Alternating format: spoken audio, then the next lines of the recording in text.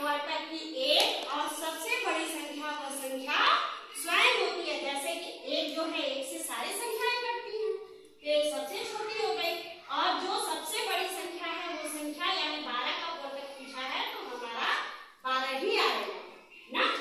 अब इसी तरह 18 के अपवर्तक यानी सबसे छोटी संख्या क्या है, 1 है और सबसे बड़ी संख्या 18 है।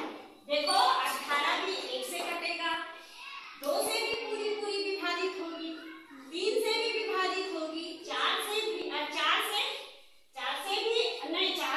नहीं कटेगा, 6 से कटेगा, 9 से कटेगा और 18 से स्वयं कटेगा। ठीक ना। अब मान लो, देखो अब दूसरा क्या इसका नियम है, वह संख्या जो दूसरी संख्या का गुणनखंड तब होती है जब पहली संख्या दूसरी संख्या में भाग देने पर शेषफल क्या आता है, 0।